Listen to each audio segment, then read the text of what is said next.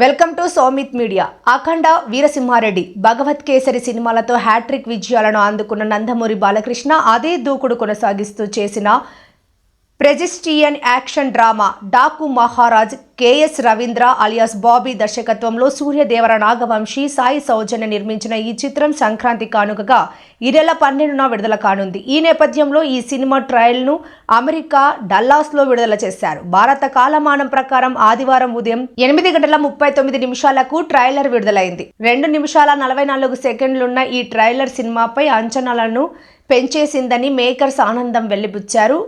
అనగనగా ఒక రాజు ఉండేవాడు, చెడ్డవాళ్ళంతా ఆయనను డాకు అనేవాళ్ళు. మాకు మాత్రం మహారాజ్ అనే చిన్న పాప వాయిస్తో ట్రైలర్ మొదలైంది. తొలుత డాకు మహారాజ్గా, తర్వాత చిన్నారిని రక్షించే నానాజీగా 2 కోణాల్లో మాస్ మెచ్చేలా బాలయ్య ఈ ట్రైలర్లో కనిపిస్తున్నారు. హాస్యం, ఉద్వేగం, యాక్షన్ మేళవింపుగా ట్రైలర్ సాగింది. బాబీ డియోల్ విలన్గా, శ్రద్ధ శ్రీనాథ్, ఊర్వశి రౌతేలా, మకరంద్ పాండే కీలక పాత్రలో కనిపిస్తున్నారు. హాలీవుడ్ని తలపించేలా విజువల్స్ ఉంటాయని, తమన్ మ్యూజిక్ హైలైట్గా నిలుస్తుందని మేకర్స్ చెబుతున్నారు.